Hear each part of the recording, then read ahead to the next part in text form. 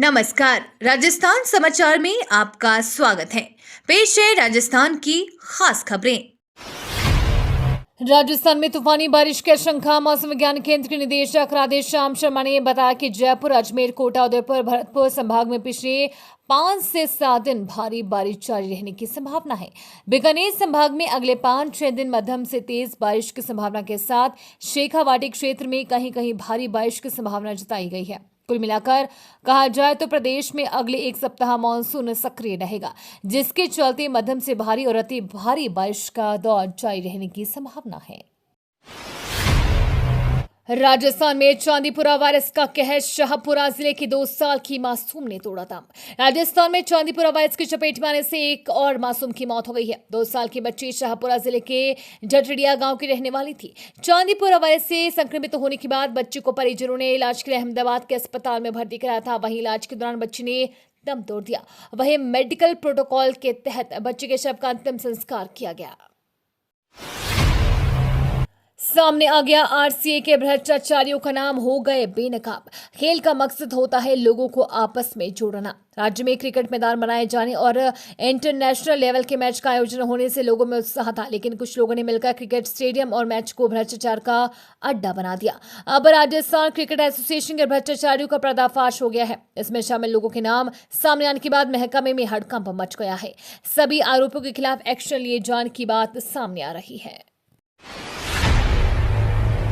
अगले 3 साल में बदलने वाली है राजस्थान की सूरत। राजस्थान में आए दिन बिजली के संकट की खबरें सुर्खियां बनती हैं, मगर जनता अच्छी खासी परेशान होती है। मगर अब बिजली संकट के दौरे के बीच राजस्थान के ऊर्जा राज्य मंत्री हीरालाल नागर ने बड़ा दावा किया है।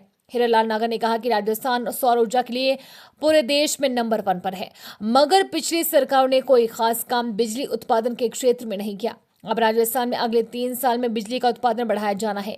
इसके लिए 1,70,000 करोड़ रुपयों का निवेश किया जा रहा है। साल 2027 तक राजस्थान बिजली उत्पादन के क्षेत्र में आत्मनिर्भर हो जाएगा। नेत्रहीनों के लिए पहला विश्वविद्यालय। भारत में 50 लाख से अधिक नेत्रहीन। भारत में लगभग 50 लाख से अधिक नेत्रहीन लोग हैं, लेकिन अब तक देश में कहीं भी नेत्रहीनों की पढ़ाई के लिए कोई विश्वविद्यालय नहीं है। अब ये कमी पूरी होने जा रही है। अब ओडिशा में नेत्रहीनों के लिए विश्वविद्यालय की स्थापना होने जा रही है। अगर ये विश्वविद्यालय खुलता है तो देश का पहला विश्वविद्यालय होगा। इतना ही नहीं, ये नेत्रहीनों के लिए पहला अंतर्राष्ट्रीय विश्वविद्यालय भी होगा, जिसमें नेत्रहीनों को शिक्षा और तकनीकी की जानकारी दी जाएगी। विधानसभा की 6 सीटों के उपचुनाव में बीजेपी की होगी कड़ी परीक्षा। राजस्थान में आगामी दिनों में 6 विधानसभा सीटों के लिए उपचुनाव होंगे। नए प्रदेश अध्यक्ष मदन राठौड़ के नेतृत्व में ये पहला चुनाव होगा। माना जा रहा है कि उपचुनाव की तारीखों का ऐलान इसी माह हो सकता है। उपचुनाव को देखते हुए बीजेपी और कांग्रेस तैयारियों में जुटी है। बीजेपी ने अपने कदावर नेताओं को महीने भर पहले ही जिम्मेदारियां देकर अब तक चुनावी तैयारियों में कांग्रेस के मुकाबले काफी बढ़त हासिल कर ली है।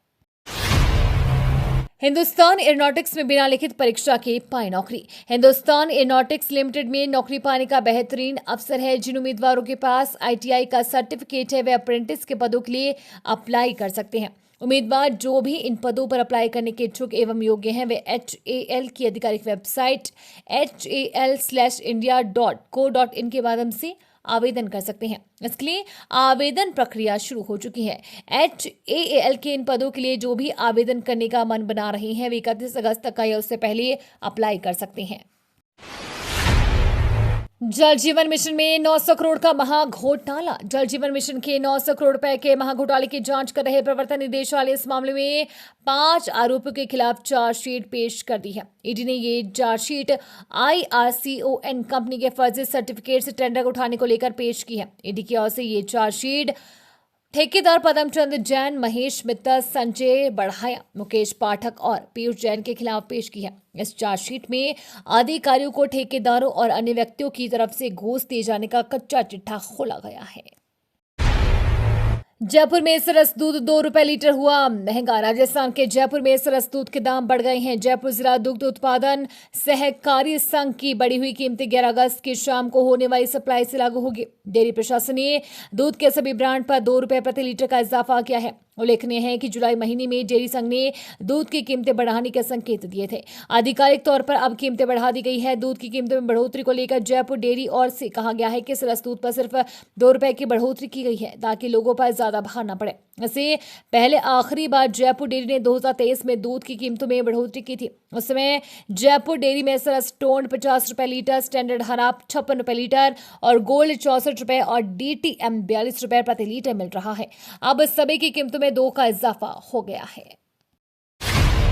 गरीब और वंचितों को मिलनी चाहिए आरक्षण, बोले किरोड़ी लाल। बीजेपी के वरिष्ठ नेता किरोड़ी लाल मीणा ने आरक्षण पर सुप्रीम कोर्ट के फैसले का स्वागत किया है। उन्होंने कहा कि अब गरीब और वंचितों को आरक्षण की मलाई मिलनी चाहिए। दौसा के नंगल प्यारीवास में आदिवासी दिवस पर आयोजित समारोह को संबोधित करते हुए बड़ा बयान दिया। उन्होंने कहा कि आदिवासियों के बीच स्पष्ट शब्दों में सुप्रीम कोर्ट के आदेश की व्याख्या की। मंत्री मीणा ने कहा कि सुप्रीम कोर्ट का फैसला यदि लागू होता है तो ये समाज के गरीब तबके के लोगों के हित में होगा। उन्होंने कहा कि वो खुद विधायक हैं और मंत्री बन चुके हैं, यहाँ तक कि सांसद भी रह चुके हैं और तो और पहले डॉक्टर भी रही हैं। उन्होंने कहा कि उनका भाई भी अफसर रह चुका है और भतीजा विधायक है, फिर भी वो गरीबों को इसका लाभ नहीं मिलने दे तो ये अच्छा नहीं होगा।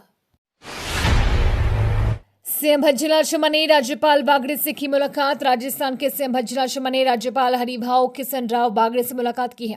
सियासी जानकार इस मुलाकात के अलग अलग सियासी मायने निकाल रहे हैं। माना जा रहा है कि राजस्थान में उपचुनाव से पहले मंत्रिमंडल फेरबदल विस्तार हो सकता है। खुद मुख्यमंत्री ने राज्यपाल से सरकार की फ्लैगशिप योजनाओं के बारे में जानकारी साझा की और आपदा प्रबंधन को लेकर उठाए गए कदमों के बारे में भी जानकारी दी है। इसके अलावा राजस्थान विधानसभा के बजट सत्र को लेकर भी चर्चा हुई है। हालांकि दोनों के बीच इसे शिष्टाचार मुलाकात बताया जा रहा है, लेकिन माना जा रहा है कि इस मुलाकात में राजस्थान के कई अहम मुद्दों पर भी चर्चा हुई है।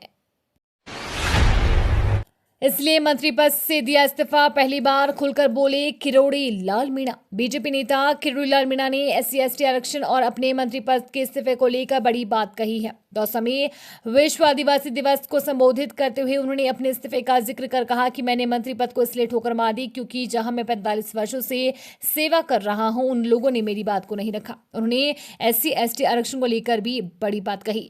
किरोड़ी लाल मीणा ने कहा कि चुनाव से पहले लोग कहा करते थे कि मोदी सरकार आएगी तो आरक्षण खत्म कर दिया जाएगा, लेकिन मैं यहाँ कहकर जा रहा हूं कि आरक्षण के नाम पर पत्ता तक हिले नहीं दूंगा, इससे छेड़छाड़ नहीं होने दूंगा।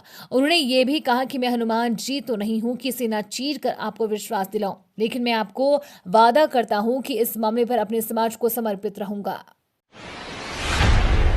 बैंकिंग कानून में संशोधन से जुड़ा विधेयक लोकसभा में पेश, ग्राहकों को मिलेगी 4 नॉमिनी की सुविधा। वित्त मंत्री निर्मला सीतारमण ने लोकसभा में बैंकिंग कानून विधेयक 2024 पेश किया। इस विधेयक में ऐसा प्रावधान किया है कि हर एक बैंक खाताधारक के खाते के लिए 4 नॉमिनी दर्ज करा सकेगा। हालांकि ये वैकल्पिक प्रावधान होगा। वहीं विपक्ष के कुछ सांसदों ने बिल का विरोध किया। कांग्रेस नेता मनीष तिवारी ने कहा कि सहकारी समितियों और सहकारी बैंकों से जुड़े कानूनों में संशोधन का अधिकार राज्यों का है। सरकारी कर्मियों के लिए खुशखबरी, महंगाई भत्ते में 4% वृद्धि तय। सरकारी कर्मचारियों के लिए खुशखबरी है। 1 जुलाई से कर्मचारियों और पेंशनरों के महंगाई भत्ते महंगाई राहत में 4% की वृद्धि होने की प्रबल संभावना बन गई है। श्रम ब्यूरो द्वारा जून 2024 के लिए जारी अखिल भारतीय CPI IW 1.5 अंक बढ़कर 141.5 पर संकलित हुआ है। मई में सामान्य सूचकांक 139.9 पर संकलित हुआ था। फेस्टिवल सीजन में सरकारी कर्मियों के लिए सितंबर के दौरान DA/DR मिलने की घोषणा हो सकती है। DA/DR की मौजूदा दरों में 1 जुलाई से बढ़ोतरी होगी। वक्फ बोर्ड किसी जमीन का मालिक नहीं है, सिर्फ केयरटेकर। शिया धर्मगुरु मौलाना कल्बे जवाद नकवी ने वक्फ बोर्ड संशोधन बिल पर कहा, ये सरकार की अच्छी पहल है और वक्फ बोर्ड किसी भी जमीन का मालिक नहीं है, वो सिर्फ केयरटेकर है। ये भ्रम है कि ये जमीन सेना की है, ये जमीन रेलवे की है और वक्फ बोर्ड की है। सब सरकार की मलकियत है। मुसलमानों ने जो जमीन दान दी है अब से नहीं बल्कि 150 साल पहले से वक्फ बोर्ड सिर्फ उनका केयरटेकर है।